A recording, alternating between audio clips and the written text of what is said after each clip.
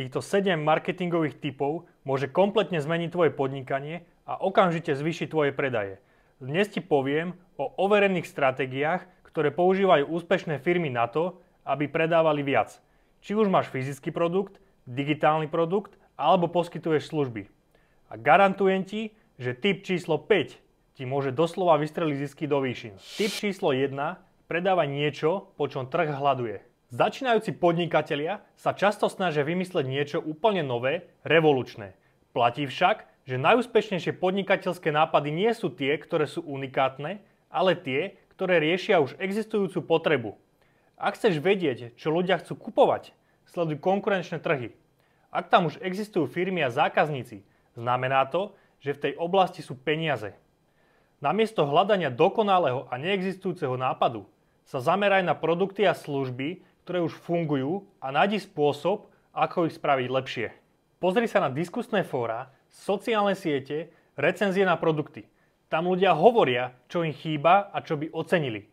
Ak sa naučíš identifikovať potrebu a nie hľadať medzeru na trhu, máš výhru v rukách. Osvedčenou stratégiou je osvojiť si produkty a biznis modely, ktoré už fungujú v zahraničí a priveď ich na náš trh. V USA alebo Číne môže byť populárny produkt alebo služba, ktorá u nás ešte nie je. Stačí ho upraviť pre lokálny trh a môžeš na tom zarobiť obrovské peniaze. Tip číslo 2. Spusti biznis predtým, ako máš dokončený produkt. Jedna z najväčších chýb, ktorú podnikatelia robia, je, že strácajú mesiace alebo roky vývojom produktu alebo naskladňovaním veľkého množstva zásob bez toho, aby si overili, či o to zákazníci naozaj stoja. Minimálny životaschopný produkt, čiže MVP, znamená, že spustíš svoj produkt alebo službu v čo najjednoduchšej verzii a testuješ, ako naň ľudia reagujú. V praxi to znamená, že ak chceš predávať fyzický produkt, namiesto objednania tisícov kusov zásob si zabezpečíš len pár vzoriek a skúsiš ich predať cez reklamu. Ak si chceš otvoriť online kurz, nenahráš 50 videí dopredu, ale najskôr urobíš jednoduchú verziu a spravíš predpredaj. Ak sa produkt predá, vylepšuješ ho, poprípade naskladníš väčšie zásoby. Ak si nie si istý, či sa tvoj produkt predá, môžeš spustiť reklamu na landing page ešte predtým, ako ho vyrobíš alebo vytvoríš. Ak ľudia na stránku klikajú a prejavujú záujem, vieš, že má potenciál. Ak nie, ušetril si mesiace zbytočnej práce a potenciálne veľa peňazí. Tip číslo 3. Storytelling, čiže sila príbehov. Ak chceš, aby si ťa ľudia zapamätali a aby sa tvoj produkt predával, musíš vedieť rozprávať príbehy.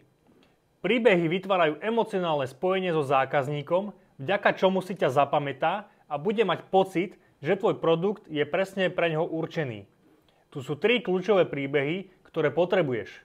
Poprvé je to príbeh zakladateľa. Ako si prišiel na tento biznis, aké problémy si riešil a čím si prešiel. Ľudia sa radi stotožnia s osobným príbehom. Po druhé je to príbeh produktu alebo služby. Prečo si ho vytvoril, ako pomáha ľuďom a aký problém rieši. Po tretie je to príbeh zákazníka. Skúsenosti ľudí, ktorí už produkt vyskúšali a mali z neho úžitok. Tieto príbehy môžeš využívať ako na stránke, tak aj v e-mail marketingu. Ľudia, ktorí už niekedy klikli na tvoju stránku, sa k tebe vrátia, ak ich vtiahneš do svojho príbehu. Tip číslo 4. Pozornosť je kľúč. Dnes je najväčšia výzva udržať pozornosť zákazníka. Ak chceš predávať, potrebuješ najskôr získať. Sociálne siete, reklamy, e-maily, všetko sú to nástroje na získanie pozornosti. Ak ju máš, môžeš ľudí previesť celým predajným procesom. Tip číslo 5. Produkt versus marketing. Mnoho podnikateľov si myslí, že keď majú skvelý produkt alebo službu, ľudia si ich automaticky nájdú a začnú kupovať. To však nie je pravda. Na trhu nevyhráva vždy najlepší produkt, ale ten, ktorý je najviac propagovaný. Podnikatelia často robia chybu, že sa sústredia len na zdokonalovanie produktu namiesto toho, aby sa venovali jeho propagácii. Ak chceš zarábať viac, potrebuješ mať premyslený marketing, reklamu a stratégiu predaja, pretože 80% úspechu tvorí marketing a 20% úspechu tvorí samotný produkt. Tip číslo 6. Cenotvorba a ponuka. Mnoho podnikateľov si myslí, že zákazníci sa rozhodujú len na základe ceny. To však nie je pravda. Ľudia sa rozhodujú podľa toho, ako produkt rieši ich problémy, akú hodnotu v ňom vidia a aký zákaznícky servis dostanú. Dám ti malý tip, ako zvýšiť predaj pomocou cenotvorby. Ak máš dva produkty, jeden lacnejší a jeden drahší, ak chceš zvýšiť predaj toho drahšieho, pridaj ešte tretí, a to prémiový produkt. Pre ľudí sa tak stredný produkt stane zlatou strednou cestou a budú ho vnímať ako výhodný. Vezme si príklad z praxe. Máš lacný produkt za 49 eur, drahší produkt za 497 eur a prémiový produkt za 1997 eur. A výsledok? Ľudia si vyberú ten stredný, pretože oproti lacnejšiemu ponúka oveľa viac a oproti prémiovému je cenovo výhodný. Tento trik funguje skvelo pri digitálnych produktoch, online kurzoch a konzultáciách. Tip číslo 7. Organika versus reklamy. Vyber si jeden kanál. Nesnaž sa využívať všetky platformy a byť na všetkých sociálnych sieťach naraz.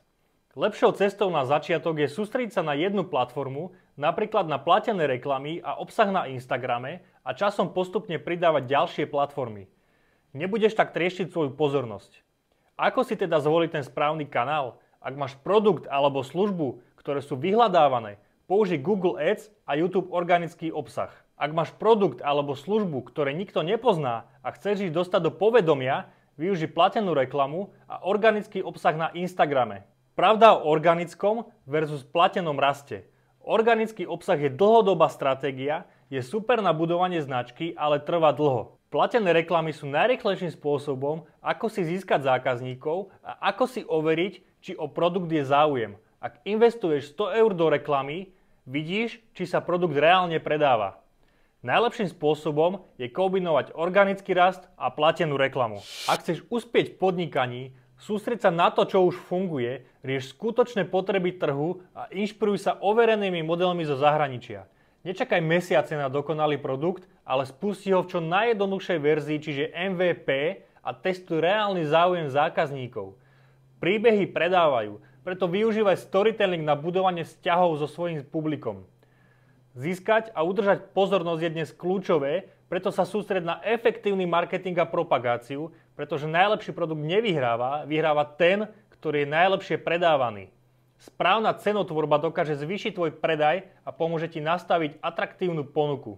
Neplýtvaj energiou na všetky kanály naraz, vyber si ten, ktorý najlepšie sedí k tvojmu biznisu. Organický rast je dlhodobá stratégia, zatiaľ čo platené reklamy ti pomôžu rýchlo zistiť, či má tvoj produkt potenciál. Kombináciou oboch prístupov dosiahneš maximálny efekt. Ak chceš viac praktických tipov a stratégií, ktoré okamžite zvýšia tvoje predaje, klikni na prvý link v popise videa a prihlás sa do nášho súkromného mailingu. Získaš v ňom ďalší bonusový obsah a už ti neujde žiadne ďalšie video.